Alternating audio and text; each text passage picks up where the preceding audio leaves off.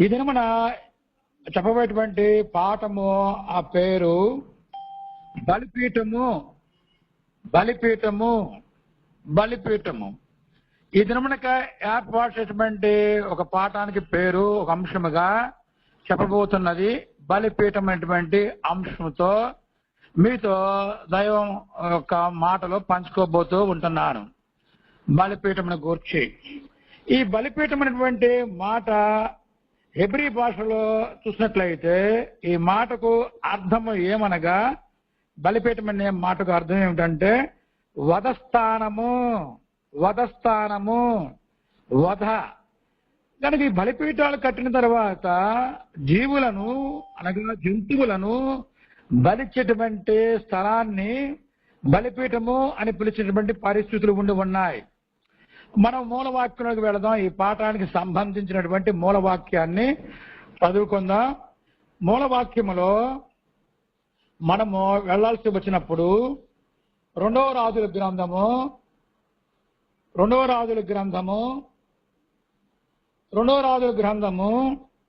5వ అధ్యాయము 17వ వాక్యం చదువుకుందాం. రెండవ రాజుల గ్రంథములో 5వ అధ్యాయం ఉన్నది, అందులో 17వ వాక్యం చదువుకుందాం. ఈ వాక్యము దీనికి మూలవాక్యముగా తీసుకుని చదువుతున్నాను, ఉపోద్ఘాతంలో దీన్ని. ఈ 17వ వచనం ఏమని తెలియజేస్తుందంటే, అప్పుడు యెహోవాకు తప్ప దహన బలినైనను మరి ఏ బలి అయినను ఇతరమైన దేవతలకు నేనికను అర్పింపను. ఫుల్ స్టాప్ కామా ఉంచి ముందుకెళ్తూ ఏమని తెలియజేస్తున్నా అంటే, 2 కంచర గాడిదలు మోయిపాటి మన్ను నీ దాసుడనైన నాకు ఇప్పించకూడదా అని ప్రశ్న. ఈ వచనములో కుష్టి వ్యాధితో వచ్చినటువంటి వ్యక్తి మరి ప్రవక్త గారి యొక్క సూచనల మేరకు అతడు యోర్దాను నదిలో శుద్ధుడై తిరిగి వచ్చి ఎలీషాకు కొన్ని గిఫ్ట్స్ ఇవ్వాలని ప్రయత్నిస్తాడు. ఎంత బ్రతిమలాడినా తీసుకోవడానికి ఇష్టపడరు దైవజనుడు. అలాంటి సందర్భంలో నయమాను ఈ వచనంలో పలుకుతూ ఉన్నాడు. రాత్రికాలమే మన సహోదరి నిసి సోదరి చక్కటి కోణాలలో తెలిపి ఉన్నది. వాటి వైపు నేను పోవట్లేదు, అంత మంచిది కాదు. కనుక ఇక్కడ నాకు కావాల్సినటువంటి పాఠానికి ఇందులో ఏమని ఉందంటే, అప్పుడు యెహోవాకు తప్ప దహన బలినైనను మరి ఏ బలినైనను ఇతరమైన దేవతలకు నేనికను అర్పింపను. 2 కంచర గాడిదల మోయపాటి మన్నును నీ దాసుడనైన నయమాన్ చెప్తున్నాడు, నీ దాసుడనైన నాకు ఇప్పించకూడదా అని అడుగుతున్నాడు. ఈ నయమాను 2 కంచర గాడిదలు మోసేటువంటి మన్నును ఎందుకు అడుగుతున్నాడు? ఈ నయమాను సిరియా దేశస్థుడు. ఆ దేశంలో మన్ను లేదా? ఎందుకు అడుగుతున్నాడు మన్ను? ఇజ్రాయెల్ దేశంలో మన్నును గూర్చి అనునటువంటి నయమానుకు ఇజ్రాయెల్ దేశం దేవుని గూర్చి చాలా విషయములు కొన్ని తెలుసును. వారింట్లో పాప గూర్చి కూడా ఎన్నో సంగతులు తెలుసుకున్నాడు. గనక ఇక్కడ అడుగుతున్నటువంటి మాటలో చూస్తే 2 కంచర గాడిదలు మోయపాటి మన్నును నీ దాసుడనైనా నాకు ఇప్పించకూడదా అనేటువంటి మూలవాక్యంలో. గనక ఇతడు మన్నును ఎందుకు అడుగుతున్నాడు?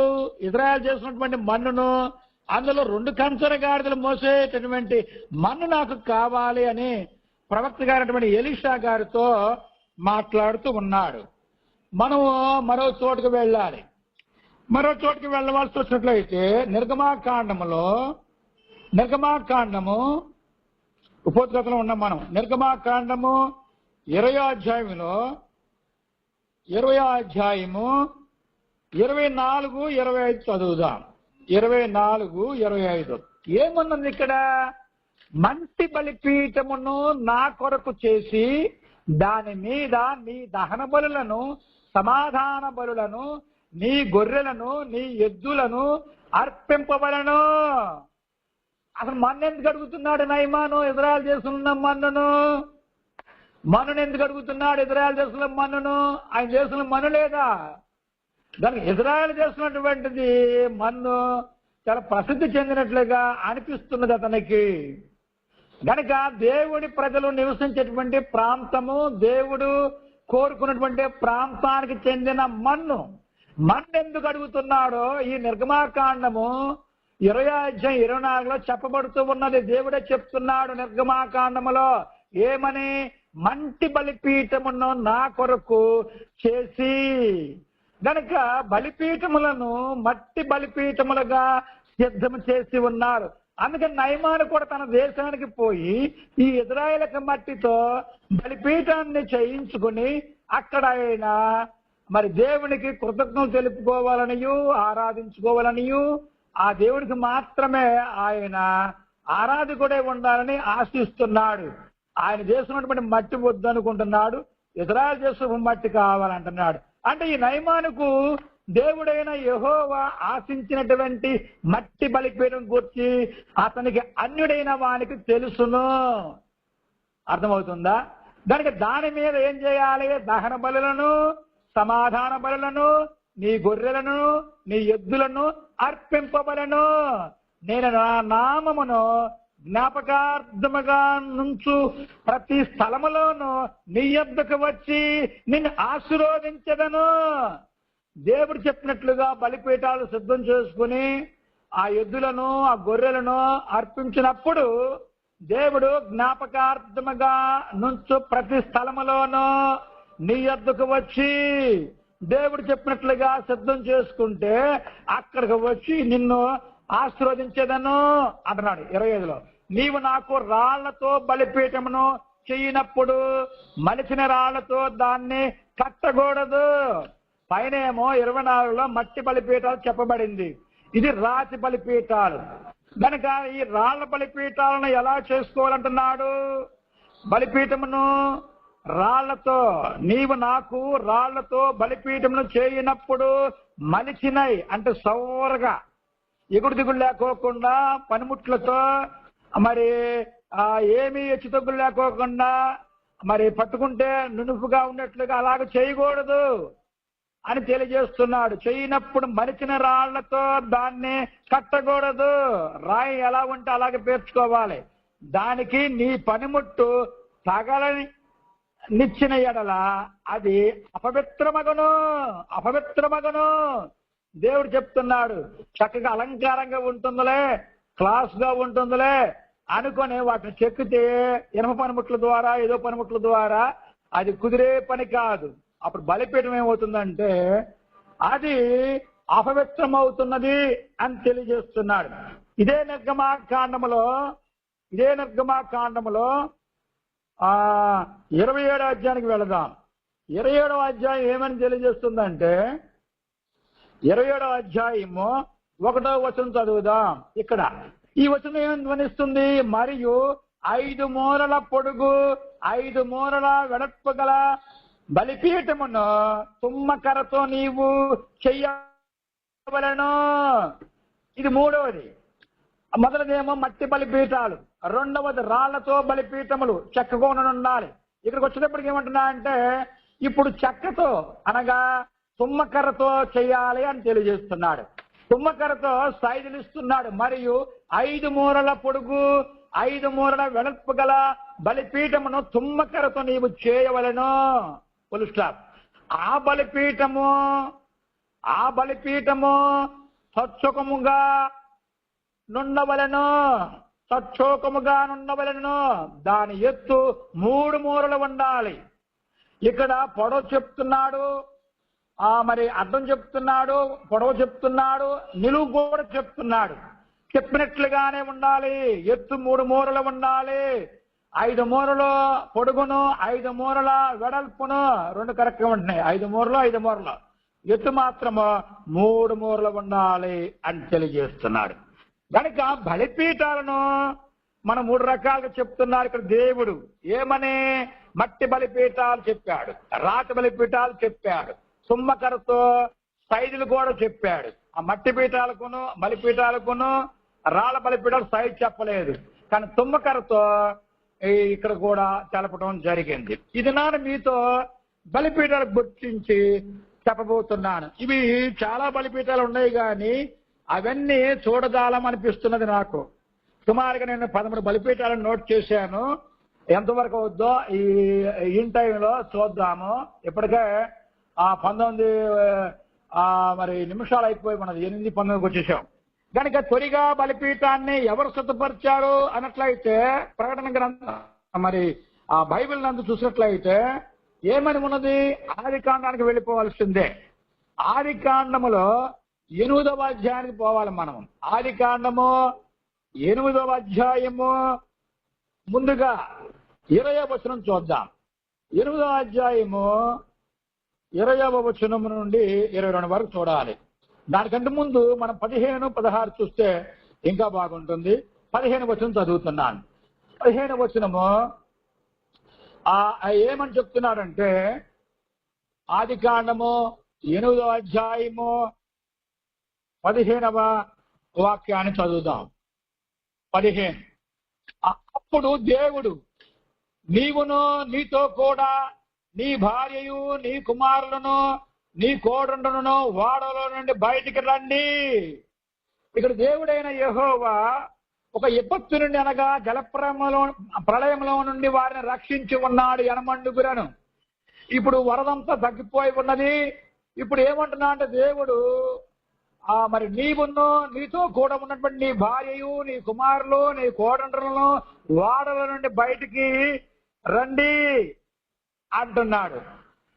తర్వాత ఏమంటున్నాడు చూసినట్లయితే 20కి వచ్చేటప్పటికి రమ్మని చెప్పిన తర్వాత 20లో అప్పుడు నోవాహు యెహోవాకు బలిపీఠమును కట్టి తన ఫ్యామిలీ అంతా సురక్షితముగా దేవునికి ద్వారా పడ్డారు ఆ ఓడ సహాయంతో. దేవునికి కృతజ్ఞత తెలుపుకోవడానికి వీరేం చేస్తున్నారంటే ఈ ఫ్యామిలీ అంతా అప్పుడు నోవాహు యెహోవాకు బలిపీఠమును కట్టి పవిత్ర పశువులన్నిటిలోనూ పవిత్ర పక్షులన్నిటిలోనూ కొన్నిటిని తీసుకొని ఆ బలిపీఠం మీద దహన బలి అర్పించెను అని రాయబడింది. బలిపీఠం అంటే వధస్థానము అని అర్థము.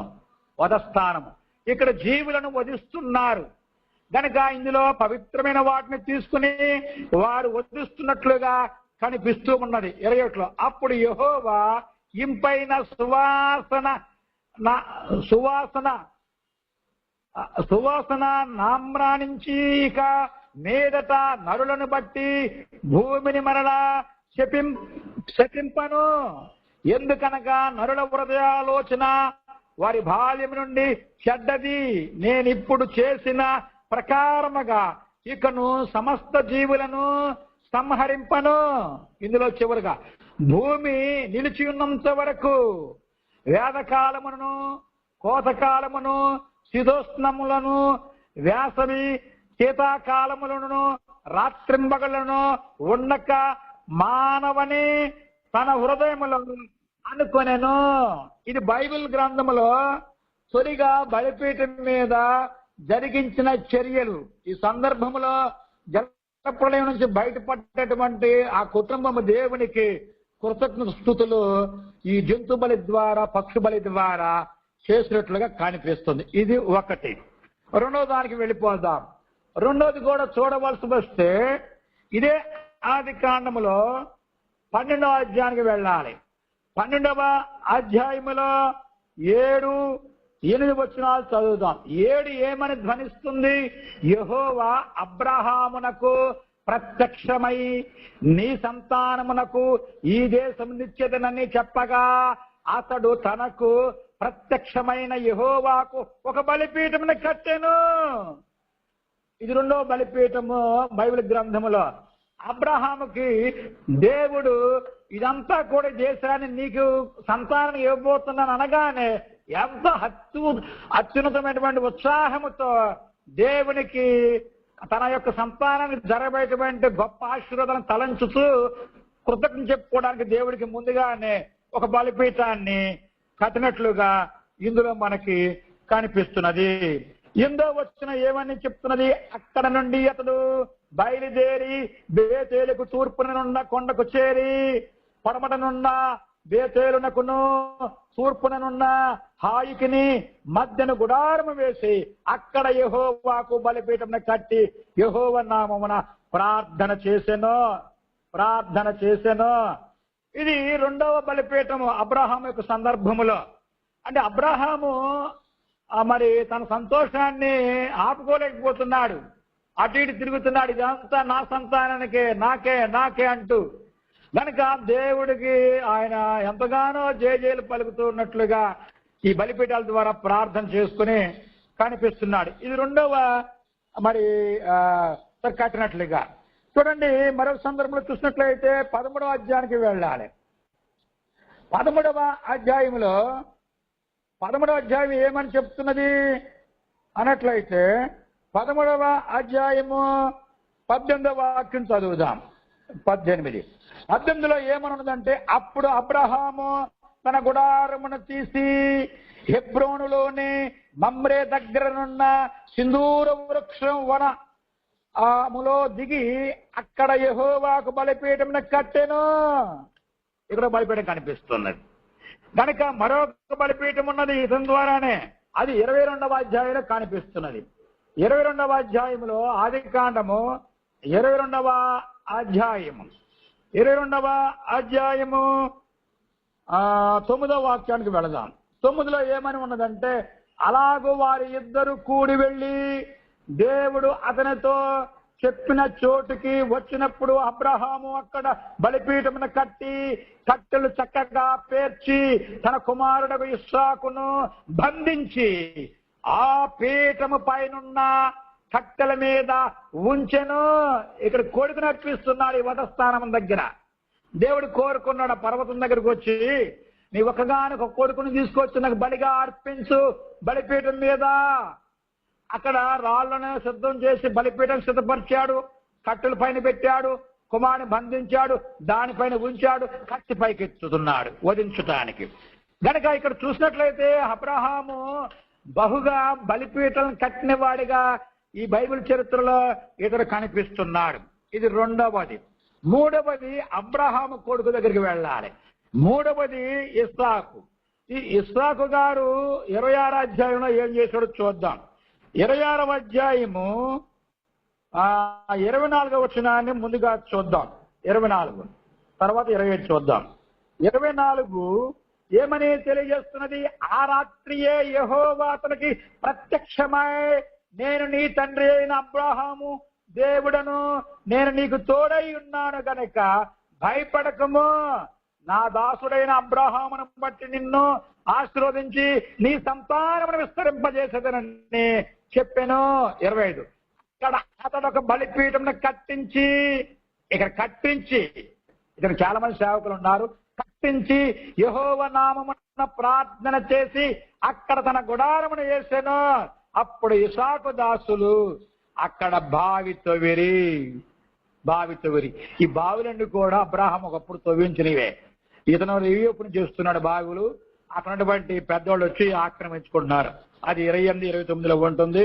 వారు కూడా యోహో భయముతో వచ్చి ఈ ఆదికాండము 26వ అధ్యాయం 28, 29 వచనాల్లో ఈ ఇస్సాకుతో సమాధానం పడతారు. గనక మనము ఇది మూడవది. 4వది ఇస్సాకు కొడుకు దగ్గరికి వెళ్ళాలి. ఇస్సాకు కొడుకునేటువంటి యాకోబు దగ్గరికి పోయినట్లయితే ఇది 33వ అధ్యాయంలో ఉంటుంది. ఆదికాండం 33వ అధ్యాయము 17వ వాక్యాన్ని చదువుతున్నా. 17వ వాక్యం ఏమని చెప్తుంది బలిపీఠాల గురించి? అప్పుడు యాకోబు సుక్కోతుకు ప్రయాణమైపోయి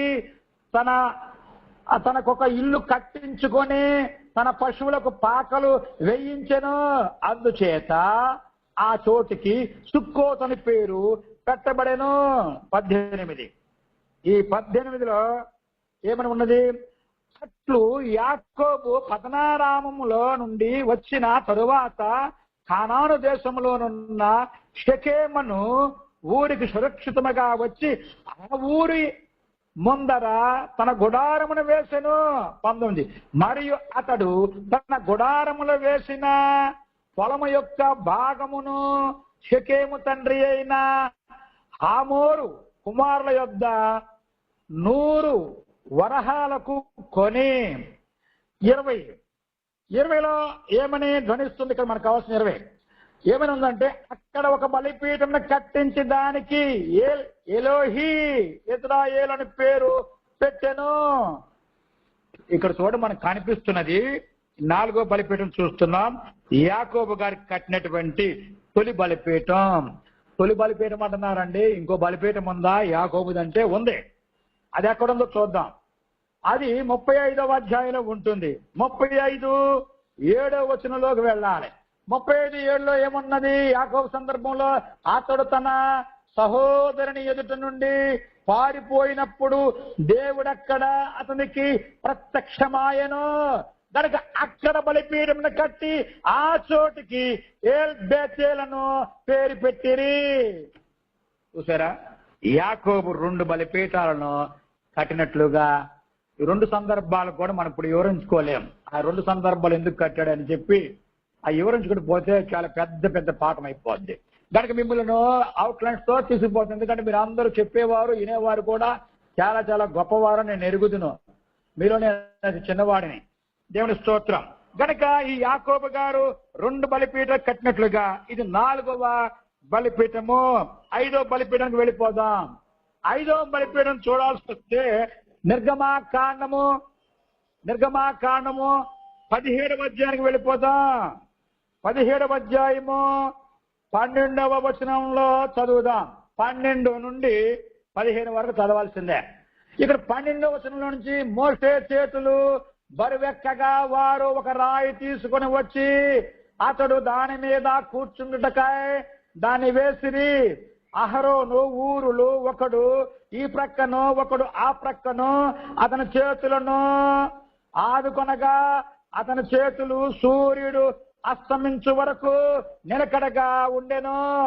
అట్లు యెహోషువ కత్తివాడి చేత అమాలేకు రాజును అతని జనులను గెలిచెను.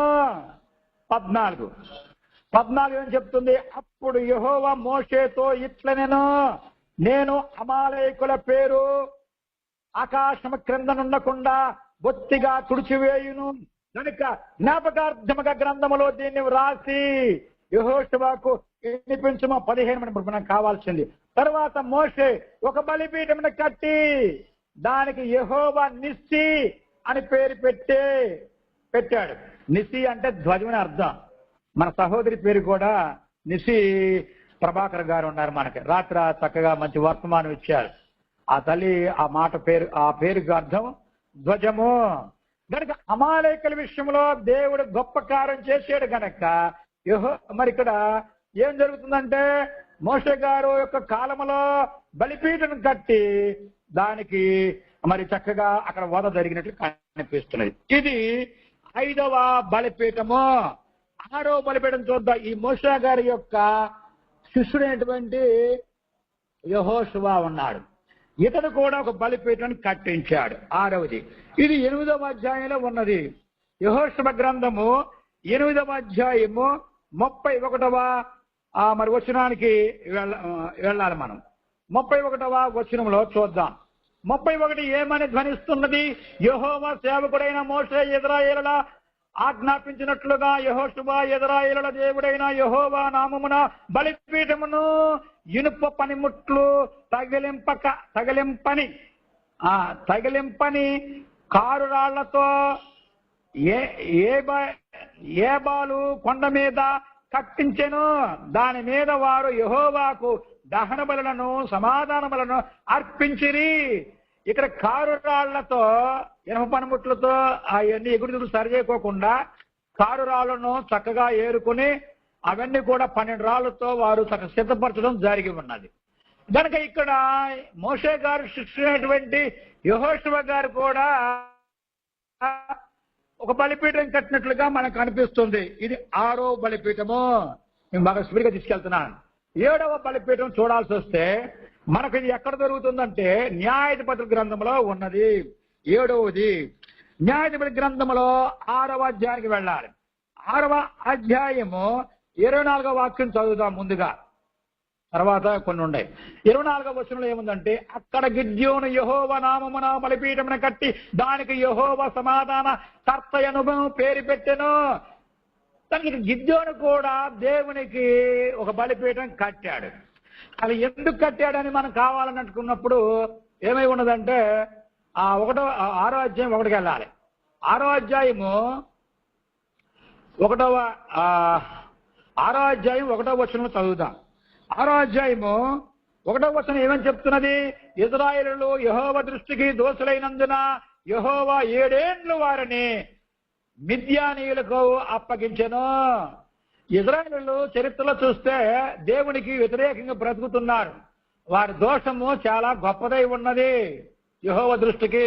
అందుని బట్టి యెహోవా 7 ఏండ్లు వారిని మిద్యానులకు అప్పగించాడు. మిద్యానులు ఎవరో కాదు, చేతుల్లో పుట్టినటువంటి ఆ కొడుకుల్లో ఒక కొడుకు వీడి సంతానమే మిద్యానుడి పేద దండైపోయి ఉన్నది. వీళ్ళ దెబ్బకు దడిచిపోయి ఈ గిద్యోని కాలంలో వీరు ఆ ఊళ్ళను ఆ యొక్క గృహాలు విడిచిపెట్టేసి కొండ కోణంలో వాళ్ళు బ్రతుకుతున్నారు. 2వ వచనం, మిద్యానుల చెయ్యి ఇశ్రాయేలుల మీద హెచ్చాయను కనుక వారు మిద్యానీయుల ఎదుట నిలవలేక కొండల్లో ఉన్నటువంటి వాగులను గుహలను దుర్గములను తమకు సిద్ధపరచుకొనిరి అని రాయబడింది. ఎంత విచిత్రంగా ఉందంటే వీళ్ళది చాలా విచిత్రంగా అనిపిస్తుంది. ఇందులో మనకు 25వ వాక్యం చదువుకుందాం. 20 చదివితే దీనికి ముగింపు దేనికి గిద్యోను సంబంధించింది. 25లో ఏమని ఉన్నదంటే 25 చదువుతున్నాను. 25లో, మరియు ఆ రాత్రి అందే యెహోవా నీ తండ్రి కోడెను అనగా 7 ఏండ్ల 2వ ఎద్దును తీసుకుని వచ్చి నీ తండ్రి కట్టిన బయలు యొక్క బలిపీఠమును పడగొట్టి దానికి పైగా ఉన్నటువంటి దేవతా స్తంభములను నరికివేసి, ఇక్కడ దేవుడు ఈ గిద్యోనికి పని అప్పగిస్తున్నాడు. అరే బాబు, మీ తండ్రి ఆ బయలుకు బలిపీఠాలు కట్టించాడు, దేవత స్తంభాన్ని నిలబెట్టాడు, వాటిని ధ్వంసం చేయని చెప్తున్నాడు. కనుక పగలు చేయలేక ఆయన కొంచెం భయంతో, ఆ ఊరు వారి భయంతో రాత్రిపూట కొందరు ఎండబెట్టుకుపోయి వారి తండ్రే చేసినటువంటి ఆ కృత్యాలను ఈయన తొలగిస్తున్నాడు. కనుక అది సందర్భము. ఈ గిద్యోను బలిపీఠం కట్టగలకు కారణం ఇదే. ఇది 7వది. 8వ బలిపీఠంకి వెళ్ళిపోదాం. 8వ బలిపీఠం ఎక్కడున్నది చూసినట్లయితే మనము ఇది కూడా న్యాయాధిపతి గ్రంథమే.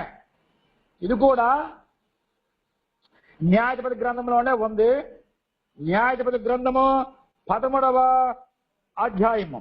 13వ అధ్యాయము విచిత్రంగా ఉంటుంది. ఇది కొంచెం విచిత్రం అంటే చిత్రం అనుకునేరు. ఇక్కడ ఏం విచిత్రాలు లేవు, మీరు విచిత్రాలు అన్నారు అనుకోవచ్చు, నాకు అనిపించి చెప్తున్నా. ఇక్కడ ఈ 13వ అధ్యాయములో 20వ వచనాన్ని చదవాలి మనం. ముందుగా 20వ వచనం ఏమని చెప్తుంది? 20వ వచనము, ఎట్లనగా జ్వాలలు బలిపీఠము మీద నుండి ఆకాశమునకు లేచుచూ ఉండగా యెహోవా దూత బలిపీఠం మీదనున్న ఆ జ్వాలలలో పరమునకొనగా పరలోకానికి ఆరోహణమాయను. మనోహాయు అతని భార్యయు దానిని చూచి నేలకు సాగిలపడిరి. యెహోవా దూత వచ్చి ముందుగా తన భార్యతో కలుస్తుంది. ఆ భార్య ఏం చేస్తుందంటే భర్త చెప్తుంది, ఆ భర్త ఏమో నమ్మడం.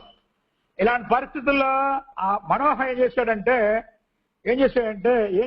ఏం తెలియాలంటే మనకు ఈ మనోహ గురించి మనం 8వ అధ్యాయానికి క్షమించాలి, 16వ వచనం కూడా చదవాలి. ముందు ఇక్కడ 20 అయిపోయింది కదా, 16కి వెళదాం. 16లో ఏముందంటే 16లో, యెహోవా దూత నీవు నన్ను నిలిపినను నీ భోజనము నేను తినను, నీవు దహన బలి అర్పించనుద్దేశించిన ఎడల యెహోవాకు దాన్ని నర్పింపబలను. ఇక్కడ యెహోవా ఏం చెప్తుందంటే ఈ దహన బలులు ఇవన్నీ కూడా నాకు కాదయ్యా చేయాల్సింది, నన్ను పంపించిన ఒక పెద్ద ఆయన ఉన్నాడు, ఆయన మహాప్రభువు, మహాదేవుడు, ఏకైక దేవుడు, యెహోవా దేవుడు, సృష్టికర్త ఒకే దేవుడు అయినటువంటి ఆ దేవునికి నువ్వు అర్పించాలి కానీ నాకు కాదయ్యా అని చెప్పి ఇతనితో మాట్లాడుతూ ఉన్నది. కనుక మనము కొంచెం తెలుసుకోవాలంటే 8వ వచనానికి వెళ్ళాలి. 8వ వచనానికి మిమ్మల్ని అటు చెప్తున్నాను. 8వ వచనానికి వెళ్లాల్సిన పరిస్థితి వచ్చింది. 8వ వచనము ఏమని చెప్తున్నది?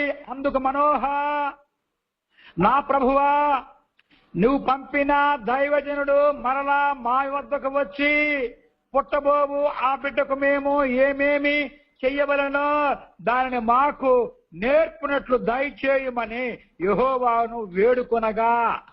భార్యతో మాట్లాడేది యెహోవా దూత, భర్తకు చెప్పింది. భర్త ఏమో భార్య మాట నమ్మలేని పరిస్థితులు. అప్పుడు భర్త గారు ఏం చేస్తున్నారని యెహోవాకి ప్రార్థన చేసుకుంటున్నప్పుడు ఆ జరుగుతున్నటువంటి సందర్భం ఇది. ఇప్పుడు 9లోకి వెళదాం. అలా ప్రార్థన చేసుకున్నాడు. ఒకసారి ఆ దైవజనుడు పంపించయ్యా అని చెప్తున్నాడు. నువ్వు పంపిన దైవజనుడు మరలా మా వద్దకు వచ్చి అని చెప్తున్నాడు. 9లో దేవుడు మనోహ ప్రార్థన ఆలకించెను గనుక స్త్రీ పొలములో కూర్చుండగా దేవుని దూత అనగా యెహోవా దూత ఆమెను దర్శించెను గనుక 10. ఇప్పుడు 10లో ఏంటంటే ఆ సమయమున ఆమె పెనిమిడి అయినా మనోహ ఆమె వద్ద ఉండలేదు గనక ఆ స్త్రీ త్వరగా పరిగెత్తి ఆనాడు నా వద్దకు వచ్చిన పురుషుడు నాకు కనబడేనని అతనితో చెప్పెను అని రాయబడింది. గనక ఇక్కడ మనం ముందుగానే చూసాం, 20లో చూసాం ఇందులో. గనక వీరు కూడా ఒక బలిపీఠం సిద్ధపరిచి ఒక మేకపిల్లను తీసుకొచ్చి మరి ఆ యెహోవా దూతను తినమాలన్నట్లుగా చెప్తున్నారు. నాకు కాదయా మీరు చేయాల్సింది, యెహోవాకు చేయాలని చెప్పి ఆ బలిపీఠ జ్వాలల్లో నుంచి బయటికి ఆ పైకి పరలోకానికి వెళ్ళిన సందర్భం ఇది. ఇది 8వది. 9వ బలిపీఠంకి పోదాం. 9వ బలిపీఠం ఏమని చెప్తున్నది? ఎక్కడుంది 9వది అన్నట్లయితే ఇదే న్యాయాధిపతి గ్రంథములో 21వ అధ్యాయానికి వెళ్లాల్సిందే. 21వ అధ్యాయము ముందుగా 4వ వచనం చదువుదాం. 4 ఏమని చెప్తుంది? మరునాడు జనులు వేకువన లేచి అక్కడ బలిపీఠం కట్టి దహన బలులను సమాధాన బలులను అర్పించిరి. ఈ సందర్భం చెప్పగానే మీకు ట్యూబ్ లైట్ లాగా వెళ్ళిపోద్ది. ఎందుకంటే ఇవన్నీ మీరు తెలుసున్నటువంటి వాళ్లే. ఒక క్రమంగా చెప్తున్నాను నేను, మీకు కూడా చక్కగా ఆలకిస్తున్నట్లుగా అనిపిస్తున్నది. కనుక ఈ సందర్భంలో మరి బెన్యామీలు పాడు పని చేశారు. ఒక లేవీని యొక్క ఉపపత్తిని పాడు చేసి చంపేశారు. ఆ సందర్భంలో ఇశ్రాయేలీయులందరూ కూడా ఈ బెన్యామీని గోత్రానికి సంబంధించిన వారిని, మగవారిని చాలా మంది హతం చేశారు. ఆ సందర్భం పురస్కరించుకుని ఇక్కడ చదువుతున్నాను. 21లో మరి 4వ వచనంలో మరునాడు జనులు వేకువన లేచి అక్కడ బలిపీఠం కట్టి దహన బలులను సమాధాన బలులను అర్పించిరి. ఇది కొంచెం మీకు తేటగా అర్థం కావాలంటే మనకి 1 నుండి 3కి పోవాలి. 1 నుండి 3కి వచ్చేద్దాం. ఇశ్రాయేలుల తమలో ఎవడను తన యొక్క కుమార్తెను బెన్యామీని తీయకూడదని మిస్పాలో ప్రమాణము చేసుకుని ఉండిరి. ఇశ్రాయేలు యొక్క చరిత్రలో ఇది ఒక చాలా దుర్ఘటన. కనుక ఇశ్రాయేలు 12 గోత్రాలలో బెన్యామీను గోత్రికులకు మరి ఆడపిల్లలు ఇవ్వకూడదని చెప్పి ప్రతిజ్ఞ చేస్తున్నారు. 2వది, ప్రజలు బేతేలుకు వచ్చి దేవుని సన్నిధిని సాయంకాలం వరకు కూర్చుండిరి. 3వ వచనం, యెహోవా ఇశ్రాయేలుల దేవా నేడు ఇశ్రాయేలులో ఒక గోత్రం లేకపోయేను, ఇది ఇశ్రాయేలులకు సంభవింప నేల అని బహుగా ఏడ్చిరి. ఏడ్చి ఏం చేశారు? ఆ రాత్రంతా ఏడ్చి 4లో మరునాడు జనులు వేకువన లేచి అక్కడ బలిపీఠం కట్టి దహన బలులను సమాధాన బలులను అర్పించిరి అని ఇక్కడ తెలియజేయబడుతున్నది. ఇప్పటికి మనకు 9 బలిపీఠాలు అయిపోయాయి. 10వ బలిపీఠానికి పోదాం. ఈ 10వ బలిపీఠము ఏమై ఉన్నదంటే ఎక్కడున్నది అన్నట్లయితే 1వ సమూయేలు గ్రంథము 10వ బలిపీఠం 1వ సమూయేలు గ్రంథము 7వ అధ్యాయానికి వెళ్లాల్సిందే. 7వ అధ్యాయము 15వ వచనము 17 చదువుదాం. ముందు 15 చదువుతున్నా. 15లో సమూయేలు తాను బ్రతికిన దినములన్నయు ఇశ్రాయేలులకు న్యాయాధిపతిగా ఉండెను. 17 ఇప్పుడు 16 ఆపాలి. మరియు అతని ఇల్లు రామాలో నుండి నందున అచ్చటికి తిరిగి వచ్చి అచ్చట కూడాను న్యాయము తీర్చుతూ ఉండెను. మరియు అతడు అక్కడ యెహోవాకు ఒక బలిపీఠమును కట్టెను. సమూయేలు గారి చరిత్రలో కూడా చూస్తే ఈ బలిపీఠం గురించి కనిపిస్తున్నది. గనక దైవజనులు బలిపీఠాలను కడుతూ ఉన్నారు. దేవుని భక్తులు దేవునితో సమాధాన పడడానికి మరి విధాన సందర్భాలలో బలిపీఠాలను కట్టి దేవునికి మరి వధిస్తున్నారు జంతువులను. 10 అయిపోయింది. 11వది. ఈ 11వది కొంత మీకు తెలిసినదే, క్లుప్తంగా ముగిస్తాను, తొందరలో చేస్తాను. 11వ బలిపీఠం చూడబోతున్నాం. ఇది మనకు 1వ రాజుల గ్రంథానికి వెళ్ళాలి. 1వ రాజుల గ్రంథములో 1వ రాజుల గ్రంథము 18వ అధ్యాయానికి వెళ్దాం. 18వ అధ్యాయము. ఈ అధ్యాయం చెప్పగానే మీకు మెరిసిపోద్దు ఆ మైండ్ లో ఏంటనేది. 18వ అధ్యాయము 30వ వచనానికి పోదాం. 31వ వచనం. 30వ వచనం ఏమని చెప్తున్నది? అప్పుడు ఏలియా నా దగ్గరకు రండని జనులందరితో చెప్పగా జనులందరూ అతని దగ్గరకు వచ్చిరి. అతని క్రింద పడద్రోయబడి ఉన్న యెహోవా బలిపీఠమును బాగు చేసి. ఎవరో కట్టారు బలిపీఠం? ఎవరు కట్టారు? ఇక్కడ వివరాలు లేవు మనకు, కానీ ఇక్కడ బలిపీఠం ఉంది. అక్కడ బలిపీఠం ఉంది. వీరికంటే ముందుగా మరి కొంతమంది ఉపయోగించుకున్న వాళ్ళు కూడా ఉన్నారు అక్కడ అదే సందర్భంలో. మరి వాళ్ళదా లేకపోతే మరి ఏ సపరేటా అనేది. కానీ ఇక్కడ చూసినట్లయితే ఏదేమైనా కానీ ఒక బలిపీఠాన్ని మరి చక్కదిద్ది అక్కడ జరిగిస్తున్నటువంటి చర్య కనిపిస్తున్నది. ఏమని? 38కి పోవాలి. ఇప్పుడు 38కి వెళ్ళినట్లయితే 38లో చేస్తున్నాను. 38వ వచనం. అతడు ఇలాగున ప్రార్థన చేయించు ఉండగా యెహోవా అగ్ని దిగి దహన బలి పశువును, కట్టెలను, రాళ్లను, బుగ్గిని దహించి సందకమందు ఉన్న నేళ్లను ఆరిపోజేసెను. ఏలియా మరి బాగు చేసుకుని కట్టినటువంటి ఆ బలిపీఠం దగ్గర మరి వధ జరిగింది. ఆ ఎడ్లను మరి వధించారు. ఆ మాంసాన్ని ముక్కలు చేసి కట్టెల మీద పెట్టారు. చుట్టూ కందకం తవ్వారు. ఆ మరి నీళ్లు పోసారు. ప్రార్థన చేశాడు. వీడు ఎమ్మటనే అతడు ఇలాగున ప్రార్థన చేస్తూ ఉండగా యెహోవా అగ్ని దిగి దహన బలి పశువులను, కట్టెలను, రాళ్లను కూడా బుగ్గిని దహించి కందకమునందున్నటువంటి నీళ్లను ఆరిపోజేసెను. అబ్బా, ఇది ఏలియా గారు కట్టినటువంటి బలిపీఠం. ఇది ఇప్పుడు 11 అయ్యాయి. 12కి వెళ్ళిపోతున్నాం. ముగింపుకి వచ్చేసాక ఆ 12వ బలిపీఠం దగ్గరికి పోదాం. ఇది దావీదు చరిత్రలో ఉంది. ఇది చూడాల్సి వచ్చినప్పుడు దావీదు చరిత్రలో 2వ సమూయేలు గ్రంథము 1 వచనం ఉంటుంది. చదివించేస్తా. 2వ సమూయేలు గ్రంథము 24వ అధ్యాయము 25వ వాక్యము. ఈ అధ్యాయంలో చివరి వచనం ఇది. ఏమని ఉన్నదంటే, అక్కడ దావీదు యెహోవా నామమున ఒక బలిపీఠమును కట్టించి దహన బలులను, సమాధాన బలులను అర్పించెను. యెహోవా దేశము కొరకు చెయ్యబడిన విజ్ఞాపనలను ఆలకింపగా ఆ తెగుళ్ళు ఆగి ఇశ్రాయేలును విడిచి పోయెను. ఈ సందర్భంలో మరి చాటున చేసినటువంటి పాపానికి క్షమించాలి. ఈయన జనాభాను లెక్కించాడు. మరి ఆ జనాభాను లెక్కించిన సందర్భాన్ని బట్టి దేవుడు 3 శిక్షలు పంపించాడు. ఆ శిక్షలో ఒక శిక్షను కోరుకున్నాడు. ఆ శిక్షను మరి యెహోవా దూత అమలు పరుస్తున్నది. జనులు చాలా మంది చనిపోయి ఉన్నారు. అటు సందర్భంలో బలిపీఠాన్ని కట్టి అక్కడ బలి అర్పించిన పరిస్థితి ఇది. ఎవరు? దావీదు. ఆ సందర్భంలో అక్కడ అర్నోను కాలంలో దహన బలులు అర్పించారు బలిపీఠాన్ని కట్టి. కనుక ఇది 12వ బలిపీఠము బైబిల్ చరిత్రలో. ఇది దావీదు సందర్భంలో. 13వది నేను చెప్పబోయేటువంటి లాస్ట్ అండ్ ఫైనల్ బలిపీఠము 13వది. ఇది ఎక్కడున్నది అన్నట్లయితే ఇది ఎజ్రా గ్రంథానికి వెళ్లాల్సిందే. ఎజ్రా గ్రంథములో ఇది చివరిది చెప్పేదానిలో. ఎజ్రా గ్రంథములో 3వ అధ్యాయానికి వెళ్దాం. 3వ అధ్యాయము 2వ వాక్యం చదువుతున్నాను. 2వ వాక్యం ఏం చెప్తుంది? యజాదాకు కుమారుడైన యోషువాయును, యాజకులైన అతని సంబంధులను, షయల్తీయేలు కుమారుడైన జెరుబ్బాబెలును అతని సంబంధులను లేచి దైవజనుడైన మోషే నియమించిన ధర్మశాస్త్రమునందు రాయబడిన ప్రకారముగా దహన బలులు అర్పించుటకై ఇశ్రాయేలు దేవుని బలిపీఠమును కట్టిరి. వీరు చెరకెళ్ళి తిరిగి వచ్చారు. ఈ జెరుబ్బాబెలేమో యోధా గోత్రం సంబంధించిన వాడు. పైన యాజకులు వాళ్ళ గుంపు, ఈ వీళ్ళొక గుంపు, 2 గుంపులుగా వచ్చి ఇక్కడ బలిపీఠాన్ని కట్టి దేవునికి మరి బలి అర్పిస్తున్నారు. ఈ బలిపీఠాల గురించి 13 బలిపీఠాలు మీకు చెప్పుకుంటూ వచ్చాను. ముగిస్తున్నాను. ఇక ముగింపులో చివరి పలుకులు ఏమని చెప్తున్నాయి అన్నట్లయితే చివరి పలుకులు చదువుతున్నాను, వినండి. దేవుడు అసలు బలిపీఠాలు ఎందుకు సిద్ధపరచుకోవాల్సి వచ్చింది ప్రజలు అన్నట్లయితే ఈ చివరి పలుకుల్లో 5 పాయింట్లు చెప్తున్నాను, చదువుతున్నాను.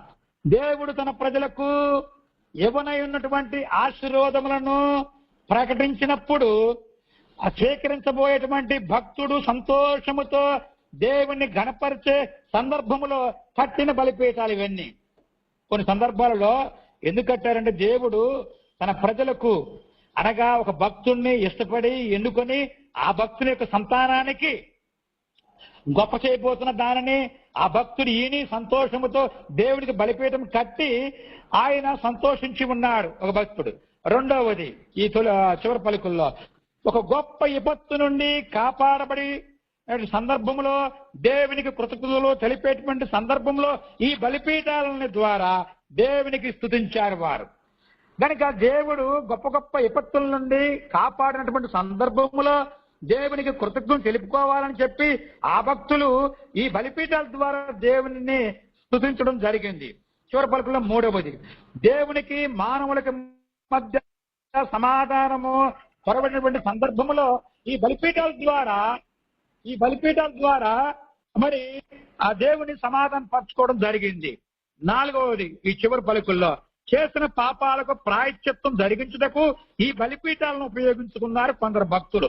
చివరి పలుకుల్లో ఐదవది ఈ బలిపీఠాలు ముఖ్య ఉద్దేశం ఏమనగా ఈ బలిపీఠాల యొక్క ముఖ్య ఉద్దేశం ఏమిటి? అసలు ఈ పాఠానికి మూలం ఏమిటంటే యేసు తనంతట తానుగా అర్పించుకున్నటువంటి బలియాగానికి గుర్తు చేసుకోవటమే క్రైస్తవులకు నిజమైన నిదర్శనం. కనుక ఈ బలిపీఠాల ద్వారా ఏం గుర్తు చేసుకోవాలంటే ప్రభువైన యేసుక్రీస్తు వారిని కూడా మరి కల్వరి కొండ మీద ఆయన ప్రాణం అర్పించడం జరిగింది. మనుషుడు అక్కడ ప్రాణం అర్పించడం జరిగింది. పూర్వకాలం చూస్తే ఇస్సాకును అర్పించవలసిన సందర్భంలో దేవుడు ఆఫ్ చేసి ఉన్నాడు. ఆ దినాన్న మరి పొదల్లో చిక్కుబడినటువంటి ఒక గొర్రెపిల్లను తీసుకొచ్చి వధించారు. గొర్రెపిల్లే ఆనాడు ఆ గొర్రెపిల్ల, ఈనాడు యేసు ప్రభు వారు గొర్రెపిల్లగా చెప్పబడ్డాడు.